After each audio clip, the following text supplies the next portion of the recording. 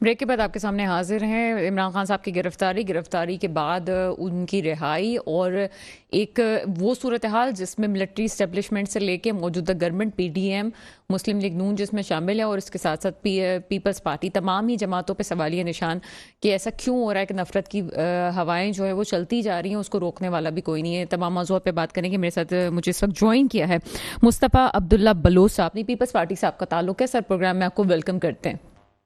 जी sir, कुछ दिनों में हमने पाकिस्तान में जो हालात देखे वो हम बहुत पहले अभी सिर्फ कराची में तो देखने में हमें आते थे जब MQM पे कोई ऐसा वाक़या आता होता जो उनके नफसियाती तौर पे उसको एक्सेप्ट नहीं करते थे तो फ़ौरन से हमें सड़कों पे वायलेंस नज़र आ जाता था।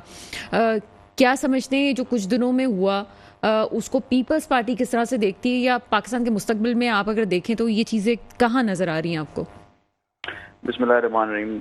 देखें, जो इन 2-3 दिनों में हुआ है इसकी तो मिसाल नहीं मिलती, क्योंकि 75 साल में इतना नुकसान पाकिस्तान को किसी दुश्मन मुल्क ने भी नहीं पहुंचाया जो नुकसान PTI ने 3 दिनों में पहुंचाया है। और इसका पूरा का पूरा जिम्मा जो है वो खान साहब के ऊपर है। खान साहब इससे अपने आप को बरी नहीं कर सकते, क्योंकि अभी उन्होंने कोर्ट में ये कहा है कि उनको नहीं पता था। हालांकि ये बात गलत है। इस्लामाबाद हाईकोर्ट जाने से पहले उनके एक वीडियो बयान में वो खुद कह चुके थे कि पाकिस्तान का हाल श्रीलंका जैसा हो सकता है अगर उनको गिरफ्तार किया गया तो अपने लोगों को मुश्तल करने में तो उनका अपना हाथ है। और खासकर उनकी जो सेकेंड ईयर लीडरशिप है जिसमें शामिल कुरैशी हैं, यास्मीन राशिद हैं और बाकी फवाद चौधरी हैं, इन्होंने भी अपना पूरा किरदार निभाया है, जिसमें इनको मेरे ख्याल में इनके खिलाफ कार्रवाई होनी चाहिए। जहाँ तक कराची की बात है कि कराची में MQM के ज़माने में जो होता था, मेरे ख्याल में वो भी इस कदर खतरनाक और इस कदर नुकसानदेह नहीं था, क्योंकि वहाँ पे भी एक लाइन ड्रॉ होती थी। यहाँ पे तो आप देखें ना कि इदारों के सामने खड़े हो गए। इनके जो एक मुश्तल एक झुंड था, उन्होंने तो किसी चीज का लिहाज नहीं किया। उन्होंने तो हम तो अपनी पाक फौज के साथ हर मुश्किल वक्त में खड़े रहे हैं। और एक फौजी सिपाही की क्या गलती है? अगर आपके इनके लीडर ने अगर तोशा खाना में चोरी की है तो इससे आप इसका गुस्सा, और अगर वो एक ट्रायल फेस कर रहे हैं जो कि कानूनी चीज है, सर, तोशा खाना में जिसने चोरी की है या अलकादिर ट्रस्ट में कौन गिल्टी है कौन गिल्टी नहीं है, ये एक बड़ी लंबी बहस है ना। तोशा खाना में तो बहुत सारे लोगों के नाम भी आ जाते हैं, और फिर अलकादिर ट्रस्ट में भी कौन कौन बेनिफिशरी था, उसमें आपकी भी पार्टी से लेके बहुत सारे लोगों के नाम आ रहे हैं जो कि बाद में इंक्वायरी का हिस्सा बनेंगे। फिलहाल जो जी सर बताइए। वो किसी के नाम आते हो या ना आते हो, कोई गिल्टी हो या ना हो, वो तो कोर्ट डिसाइड करेगा। लेकिन ट्रायल करना और उसकी जो एक जुडिशियल रिमांड है, जो ड्यू प्रोसेस ऑफ लॉ है, या तो कहें कि खान साहब लॉ से ऊपर हैं, लॉ उन पे अप्लाई नहीं होता, लॉ दूसरों पे अप्लाई होता है। जरदारी साहब 11 साल जेल रहेंगे, कानून उन्हीं पे रहेगा। जुल्फिकार अली भुट्टो साहब को फांसी दे दी जाएगी, कानून उन्हीं पे लागू होगा। नवाज शरीफ साहब को नाइल कर दिया जाएगा, यूसुफ रजा गिलानी को नाइल कर दिया जाएगा 5 मिनट में। तो वो चीजें हो सकती हैं। लेकिन यहाँ पे रोस्टम को बुला के उनको कहा जाए कि भाई हमें तो आपको देख के बड़ी खुशी हो रही है, आप जाएं गेस्ट हाउस में जाके आराम करें, इस तरह की चीजें देखिए। फिर ये बहुत सारी अब्दुल्ला बलोच साहब, आपकी बात जो है ना वो बिल्कुल ठीक है, मैं इसे एग्री करती हूँ। और आपकी पार्टी से जब भी कोई मेरे पास ये तमाम मिसालों को सामने लेके आता है, हम कभी भी नवाज शरीफ साहब की ताउम्र नाअहली को सही नहीं समझते। किसी भी इंसान की नाअहली किसी पॉलिटिकल पार्टी के लीडर की नहीं होनी चाहिए। वक्ती तौर पर आप सजा दे सकते हैं, लेकिन मुद्दा यहाँ पे वो आता है जो आपसे भी पूछना चाहूंगी कि अगर माजी में ऐसी चीजें होती रही जो किसी खास इदारे की तरफ से हुई, तो पहले कवानीन में अमेंडमेंट क्यों नहीं किया गया? जब 2/3 मेजोरिटी भी होती है या आप लोग कोalition हुकूमत भी बना लेते हैं, इस वक्त क्यों ये बात सामने आई? जब इस वक्त बात सामने आई तो जाहिर सी बात है मामला इस तरह गर्म था कि इमरान खान साहब की अंधी तकलीद भी हो रही है, लोग उनके फॉलोवर्स भी हैं, तो जाहिर सी बात है मामला उलझने का ही था। पहले इन मामला को क्यों नहीं हल किया गया? देखें, पहले तो बहुत कुछ इसलिए नहीं हो पाया क्योंकि जमहूरियत को एक तसलसल से चलने नहीं दिया गया। जमहूरियत अगर आज रिवाइव हुई है तो उसका क्रेडिट ज्यादा है पाकिस्तान पीपल्स पार्टी को, क्योंकि पाकिस्तान पीपल्स पार्टी ने मुशर्रफ के दौर के बाद जो एक जमहूरियत का सिलसिला चला है, उसमें हमने देखे हमारे हुकूमत खत्म होने के बाद 2013 में नून लीग की हुकूमत आई। That was a transition of power. हमने उस पर एहतजाज नहीं किया, हमने ब्लेम गेम नहीं की। खान साहब से बर्दाश्त नहीं हो रहा है कि खान साहब की अगर हुकूमत चली गई है with vote of no confidence, तो उनको वेट करना चाहिए जनरल इलेक्शंस का। जब जनरल इलेक्शंस हों और अगर वो पॉपुलर हैं तो वो वापस से पावर में आ सकते हैं। लेकिन ये कि आज ही इलेक्शंस हों, जब उनकी मर्जी हो तब इलेक्शंस हों, जब उनकी मर्जी हो वो असेंबली डिसॉल्व कर दें, जब उनकी मर्जी हो इंतशार फैले, जब उनकी मर्जी हो इदारे उनके फेवर में हो तो इदारे अच्छे हैं, जब कोई शख्स उनके खिलाफ हो जाए या उनके या वो हक की जानिब खड़ा हो तो वो शख्स बुरा है उनकी नजर में। तो ये चीज देखें, मुल्क खान साहब के इशारों पे तो नहीं चल सकता ना, मुल्क चलेगा कानून के हिसाब से, मुल्क चलेगा रूल ऑफ लॉ पे, मुल्क चलेगा अवाम के ख्वाहिशात के मुताबिक। मुल्क खान साहब के या उनके झुंड के जहनीत, वो तो कल्ट फॉलोइंग है खान साहब की। अगर कोई फॉलोइंग के हिसाब से अगर आप कहें तो इस तरह तो पॉपुलर हिटलर भी था अपने जमाने में।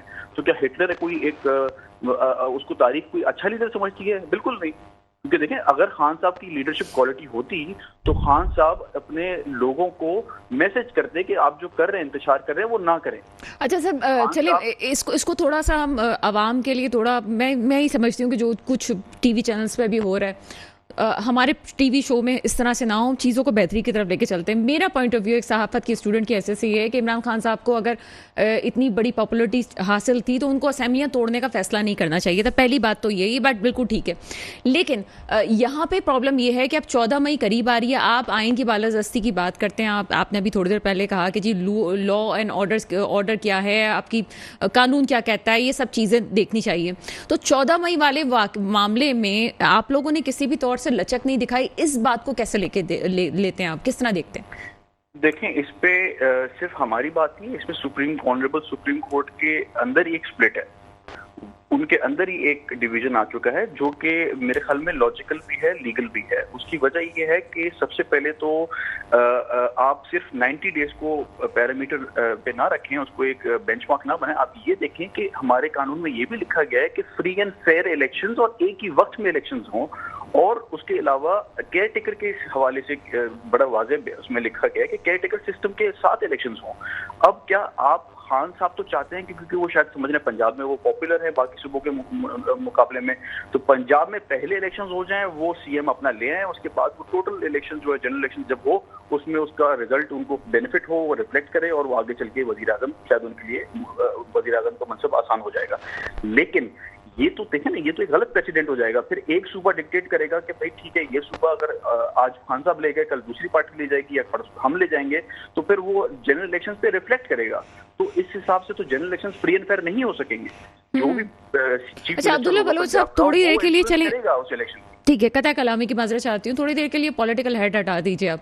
अभी जो कुछ हुआ पाकिस्तान में, इसकी मिसाल नहीं मिलती, बहुत गलत हुआ। हमें बेनज़ीर भुट्टो साहिबा की ऐसे जब उनका मर्डर हुआ था, शहादत हुई, उस दिन भी हमें नज़र आया कि बहुत कुछ हुआ पाकिस्तान में।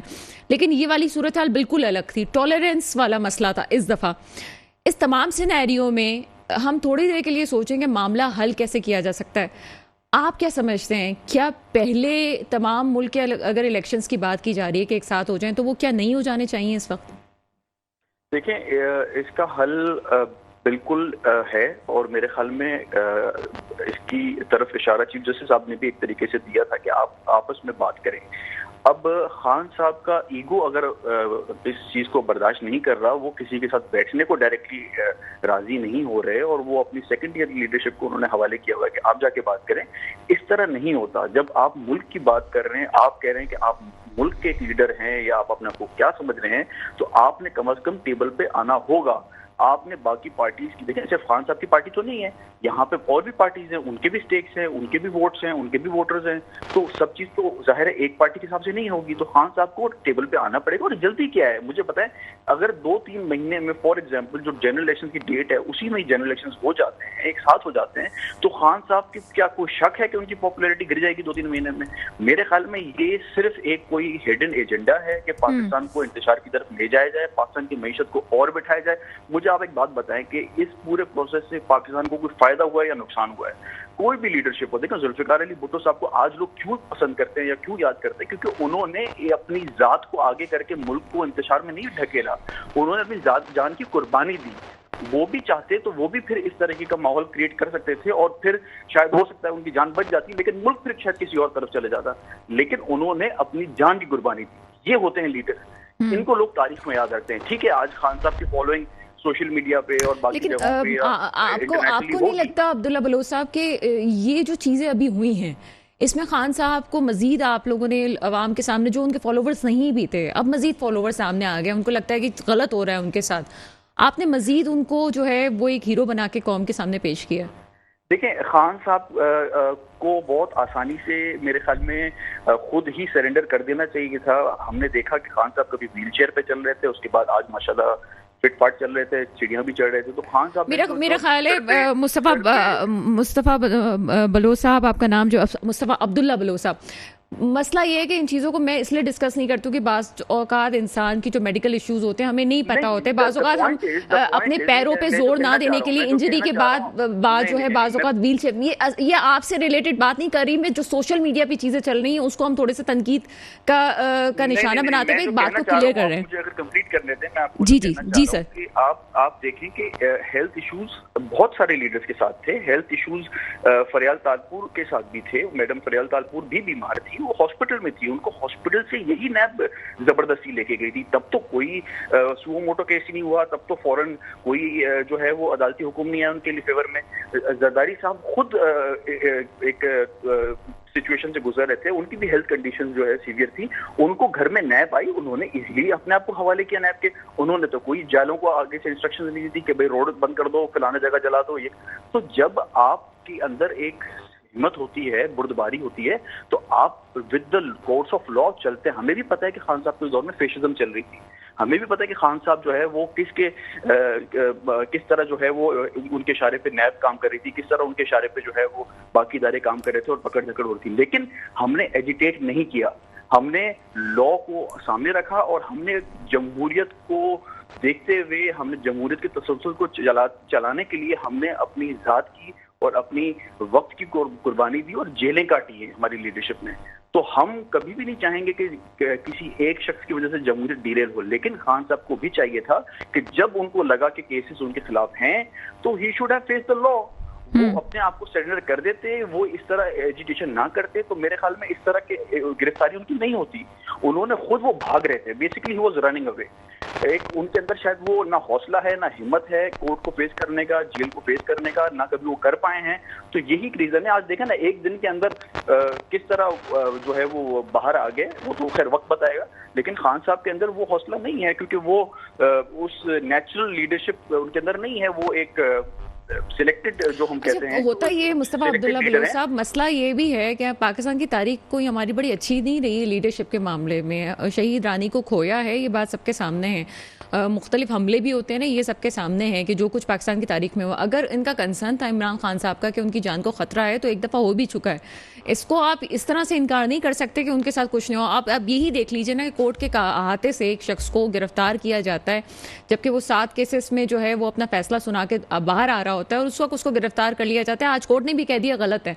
तो ये तो हमारी पाकिस्तान की तारीख भी कह रही है, ये भी 2-4 दिन में ऐसा हुआ। अगर वो इमरान खान साहब कह रहे थे तो इसमें हकीकत थी कि उनके साथ कुछ गलत हो सकता है। किससे खतरा है मुझे बताएं? तालिबान के ऑफिस खुलवाने के लिए तो खान साहब के बयान मौजूद हैं। तालिबान से तो बात करने के लिए ये बड़े उतावले होते थे। तो तालिबान के साथ और जितने भी अफगानिस्तान के मामलात हैं, वो तो समझते हैं अफगानिस्तान को उनसे बेहतर कोई समझ नहीं सकता।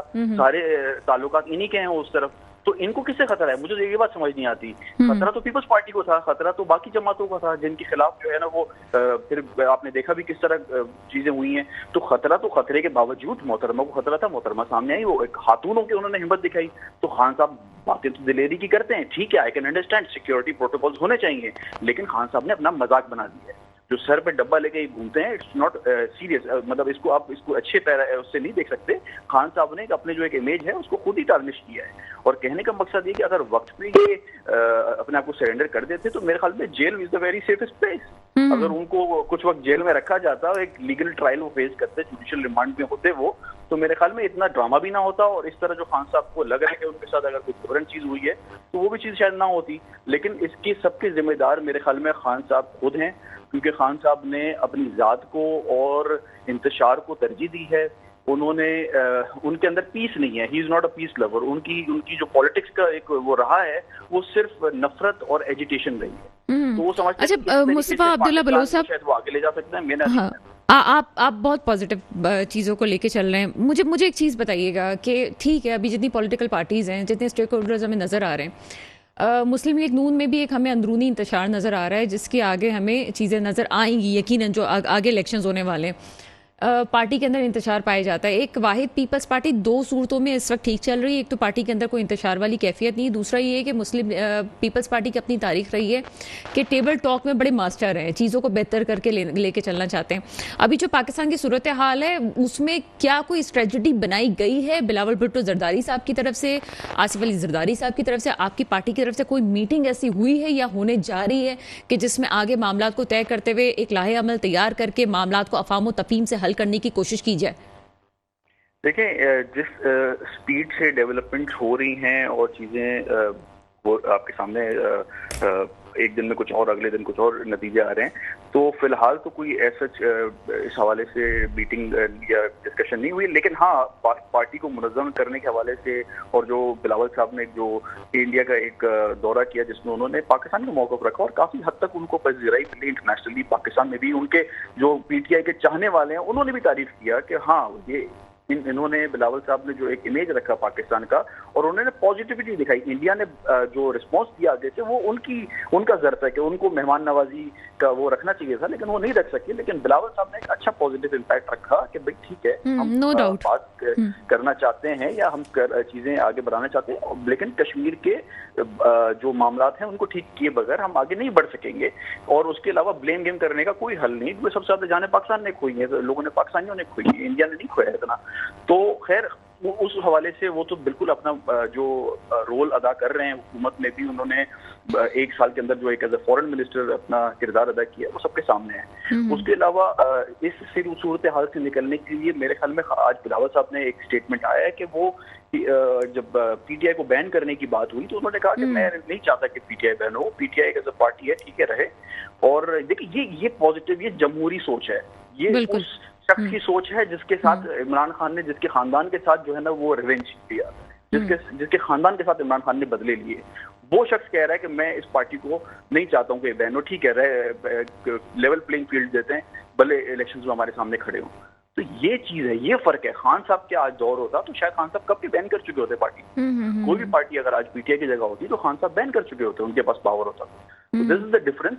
और मेरे ख्याल में तारीख बेहतर बताएगी कि कौन किस सही तरफ था और कौन गलत तरफ था। बिल्कुल ऐसा ही है। और ये बात बिल्कुल ठीक है, बिलावल भुट्टो जरदारी साहब की बहुत मुखालफत तो भी हुई, सोशल मीडिया पे बहुत सारी बातें हुई, लेकिन हम ही वो लोग हैं जिन्होंने, मैंने सबसे पहले भी ये बात कही थी कि अगर कोई गया तो उनमें इतनी हिम्मत भी होनी चाहिए लीडर में कि वो जाए, वरना तो पहले माजी में तो हमने देखा कि इतने लीडर्स भी कोई हमारा ऐसा नहीं था जो इंडिया जाने के लिए तैयार हो। बहुत शुक्रिया मुस्तफ़ा अब्दुल्ला बलोच साहब पीपल्स पार्टी से हमारे साथ मौजूद थे। वक्त है छोटे से ब्रेक का, ब्रेक के बाद आपके सामने हाजिर होते हैं। ब्रेक के बाद आपके सामने हम हाजिर है। पॉलिटिकल पोलराइजेशन का साम्राज्य पूरा मुल्क इस वक्त भुगत रहा है और उसमें जो कुछ सामने आ रहा है वो किसी सूरत ठीक नहीं है। नई डेवलपमेंट है कि वजीर इत्तलात जो कि पब्लिक ऑफिस होल्डर हैं वो भी जजेस को धमकियां देने पे आ गई हैं। ये बात समझ से बाहर है कि जब हक में फैसले आते हैं तो वही जजेस जो कि 12 बजे आपकी अदालत खोलने के लिए तैयार बैठे होते हैं वो आपको बड़े अच्छे लगते हैं, और जब आपके खिलाफ फैसला चला जाए तो फिर आप जजेस को भी बातें सुनाने पे आ जाते हैं और घरों में घुस के आग लगाने वाली बात तक भी आ जाते हैं। ये बहुत बड़ा स्टेटमेंट है जिस पे किसी भी सूरत में इसको टॉलरेट नहीं किया जा सकता। हो सकता है कि इसका भी नोटिस लिया जाए। बहरहाल मजीद बात करते हैं। अशरफ जब्बार कुरैशी PTI से हमारे साथ मौजूद हैं। सर, प्रोग्राम में आपको वेलकम करते हैं। थैंक यू जी। अशरफ जब्बार कुरैशी साहब, क्या समझते हैं इस वक्त मरियम औरंगजेब साहिबा की तरफ से भी कुछ ऐसी बातें सामने आई जो कि नहीं होनी चाहिए थी, कोर्ट को भी निशाना बनाया जा रहा है, जजेस को भी निशाना बनाया जा रहा है, क्या कहते हैं आप? देखिए, मैं एक कल से जो 2-3 दिन से ये वाकयात की जो है तसलसल हो रहा है, मैं उस तरफ एक निशानदेही करना चाहूँगा। देखें, बात यह है कि एक साजिश हो रही है, ये बहुत बड़ी साजिश है, और इसका जो है ये मरियम औरंगजेब ने जो ये अभी जो प्रेस कॉन्फ्रेंस की है ये उसी सिलसिले की एक कड़ी है। आप मुझे ये बताएं कि इमरान खान साहब गिरफ्तार हुए और जिस तरीके से गिरफ्तार हुआ उसमें फितरी इश्ताल था तहरीक इंसाफ के कारकुनों के अंदर जो कि रोड पे आके एहतजाज कर रहे थे, लेकिन हमारी कभी भी ये लाइन नहीं रही। हाँ, पर्सनालिटीज के साथ कोई क्लैश हो सकता है, लेकिन फौज के मुतालिक हमारी वाज़ेह लाइन है और इमरान खान साहब की भी वाज़ेह लाइन है कि फौज हमारी लाइफ लाइन है। इमरान खान साहब हमारे पॉपुलर लीडर हैं, लेकिन जो कुछ पंजाब में हुआ उस दिन वो बिल्कुल भी नाकाबिले बर्दाश्त था सबके लिए, क्योंकि जिस तरह जो है वो हमला किया गया, जिस तरह जो है कोर कमांडर हाउस के पास जिस तरीके से मामला हुआ, तो ये सारे मामला जो है मैं इनसे मैं मुतालबा करूंगा कि ये आज़ादाना तहकीकात कराई जाए इसके लिए, क्योंकि जो मरियम औरंगजेब की प्रेस कॉन्फ्रेंस है उसके बाद ये वाज़ेह साबित होती है ये बात कि ये जो चीजें हुई वहाँ पे आप मुझे बताएं कि इनके पास लॉ एंड ऑर्डर की सिचुएशन क्रिएट करने की जिम्मेदारी किसकी और संभालने की जिम्मेदारी किसकी थी। एहतजाज होते हैं, यहाँ पे बड़े बड़े एहतजाज हुए हैं, बेनजीर साहिबा का वाक़या हुआ था, पूरे मुल्क के अंदर जो है ये अफरा तफरी मची थी, कितना बड़ा नुकसान हुआ था। लेकिन मुझे ये बताएं कि जो कुछ हुआ उस दिन लाहौर के अंदर, उस दिन जो है जो वहाँ पे केयर टेकर गवर्नमेंट थी उसकी जिम्मेदारी थी, सिविल इंतजामिया की जिम्मेदारी थी। वहाँ फौज के जवान कुछ नहीं कर सकते थे, रिएक्शन भी नहीं दे सकते थे किसी बात का। तो वहाँ कोर कमांडर ऑफिस को जो है घर को हाउस को सिक्योर क्यों नहीं किया इन्होंने?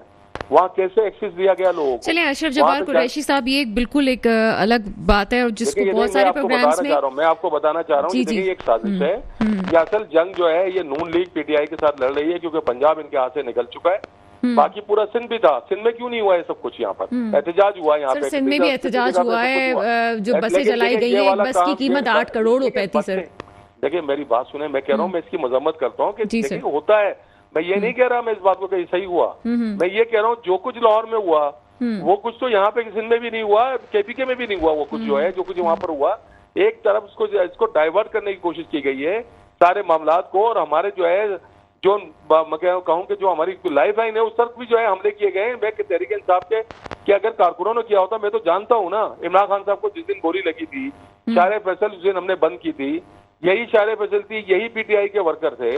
तो किसने वहाँ पे कोई जो है वहाँ पे एक गाड़ी के शीशा नहीं तोड़ने दिया था? हमने वहाँ से ये पीपल्स बस सर्विस खुद मैंने वहाँ से निकलवाई है। तो आप मुझे ये बताएं कि ये जो लोग शरपसंद शामिल हुए उनको कंट्रोल आउट ऑफ कंट्रोल किया हो गए, और जो भी कुछ था, मैं कह रहा हूँ कि खान साहब से गोली लगने से ज्यादा तो बड़ा वो नहीं हो सकता था ना वाकया, कितना बड़ा वाकया हुआ। तो ये कुछ जो है इसकी आजादाना तहकीकात करानी। अच्छा, अभी हमारे साथ एक गेस्ट मौजूद थे, उन्होंने भी एक बात कही, आप इसको किस हद तक सेकंड करते हैं? अगर आप चलें इस टॉपिक को लेके चलना चाहते हैं तो इसी टॉपिक पे बात कर रहे हैं, आप इस बात को किस हद तक सेकंड करते हैं कि वो ये कह रहे हैं कि ये हो सकता है कि दुश्मन अनासिर भी हो, जरूरी नहीं है कि इस्टेब्लिशमेंट या फिर कोई पॉलिटिकल पार्टी या कोई और इन्वॉल्व हो, ये हो सकता है कि बाहर वाले शहर पसंद भी हों जो कि मुल्क से दुश्मनी रखते हैं? देखें, आपको एक बात का आइडिया होना चाहिए कि हम तहरीक इंसाफ जो हमने बनाई थी ना, यहाँ पर हमारे जो है कभी ये इमरान खान साहब की तरबियत थी ना कि हमारे मुजाहिरे होते थे और गाड़ियां रोडों पे चल रही होती थी, एक साइड पे हमारे मुजाहिरे हो रहे थे, डेमोन्स्ट्रेशन हो रही होती, गाड़ियां चल रही होती थी। हमारे लोगों ने कब किसी एम्बुलेंस से उतार के किसी को आग लगा दी? ये कौन कर सकता था? ये हमारे लोग कर ही नहीं सकते थे, मुझे यकीन है इस बात का। मैं खुद बता रहा हूँ कि जिस दिन गोली लगी थी उस दिन भी किया, और यकीनन ये कोई गैर मुल्की हाथ है, और जो इसके अंदर कोई इसमें जो है ना ये जो फायदा उठाया जा रहा है, पॉलिटिकल फायदा उठाने की कोशिश हो रही है, लेकिन वो पॉलिटिकल फायदा तो उसको मिल नहीं सकता। नून लीग की बगा की जंग लड़ रही है पंजाब के अंदर, वो उस चक्कर के अंदर जो बाकी बाकी उसके अंदर एलिमेंट भी शामिल हो गया होगा, लाजमी शामिल हुआ होगा, मैं नहीं कहता कि नहीं शामिल हुआ होगा। और इस बात पे सोचना पड़ेगा हमें, इस बात से कतई नजर के वहाँ पे क्या हो रहा है। आप देखें, अदालतों को धमकियां कौन दे रहा है कि हम उनके घरों को आग लगा देंगे? आप मुझे बताइए, हमने कब कहा? हमारी किसी लीडरशिप ने कोई बयान दिया है कि हम जाके आग लगा देंगे तंजीबात को? वो पर्सनल होता है कि मेरी दुश्मन मुझे जान को खतरा है, ये बात कही है खान साहब ने हमेशा कि मुझे उससे जान का खतरा है। ये तो नहीं कहा कभी कि हम जो है वहाँ पे आग लगा देंगे, खुदा ना खतरा, ऐसा कुछ भी नहीं है। तो मुझे ये आप लोगों को भी सबको समझना चाहिए कि एक बड़ी साजिश है, पाकिस्तान की एक पॉपुलर जमात है, दूसरी तरफ जो है वो हमारे जो हमारे रखवाने हमारे मुल्क के, उनको बीच में लड़ाने की कोशिश की जा रही है। हम लोग जो है सारे के सारे हम लोग जो है पाकिस्तान हमारी बका की जंग है, पाकिस्तान के लिए हमारी जानें हाजिर है। हमने कब किस दिन जो है हमारी पीटीआई तहरीक इंसाफ ने या हमारे वर्कर्स ने या हमारे लीडरों ने कब पाकिस्तान के खिलाफ हमारी कोई रिकॉर्ड है? पाकिस्तान से पहले भी पाकिस्तान के शहरी थे, तो हमारे उसमें लिखा होता है डायरियों के ऊपर। तो आप जो है आप ये समझें कि ये जो कुछ हो रहा है समझने की जरूरत है, जो आप सीरियसली टॉक है, समझ के गुफ्तगू करने की बात है, और उसको देखना पड़ेगा ये कौन करवा रहा है, कौन कर रहा है, और इससे पीछे हटना पड़ेगा।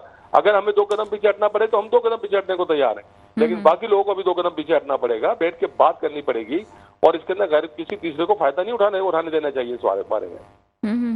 बहुत शुक्रिया अशरफ जब्बार कुरैशी साहब, आप हमारे साथ मौजूद थे। मसला फ़कत ये है कि वाकई किसी को तो 2 कदम पीछे हटना पड़ेगा, वरना हकाइक कुछ माजी के ऐसे हैं जो जुबान पे आते आते रुक जाते हैं। पीटीआई की तरफ से जो कुछ माजी में हुआ, चलें वो सबूत हुआ नहीं हुआ, साबित हुआ नहीं हुआ, वो अलग बात है। लेकिन पीटीवी के दफ्तर पे हमला भी हमने माजी में देखा, 12 मई की सूरत हाल भी हमने माजी में देखी, और बेनज़ीर भुट्टो साहिबा की शहादत के दिन जो कुछ हुआ वो भी हमने माजी में देखा। अगर कोई पॉलिटिकल पार्टी या लीडर आके मेरे प्रोग्राम में अगर ये कहता है जी ये पहली दफ़ा सब कुछ हुआ और पहले कुछ नहीं हुआ, तो ये मुझे बड़ी अजीब से अचंभे की बात लगती है। पाकिस्तान की तारीख भरी पड़ी है ऐसे मिसालों पर जो कि नहीं होना चाहिए था, अभी भी नहीं होना चाहिए था। और इस बात को मद्देनजर रखना चाहिए कि जिस तरह से भारत इन तमाम चीज़ों का फ़ायदा उठा रहा है, इस पहलू को नज़रअंदाज नहीं किया जा सकता कि मुल्क दुश्मन अनासर भी इसमें इन्वॉल्व हो सकते हैं। बहरहाल वही दुआएं जो हमेशा होती है, मेरे मुल्क में वो हुक्मरान आए जो वाकई मेरे मुल्क के मुस्तकबिल की हिफाजत करें। इसके साथ ही प्रोग्राम का वक्त ख़त्म होता है, मुझे इजाज़त दीजिएगा। खुदा हाफिज़।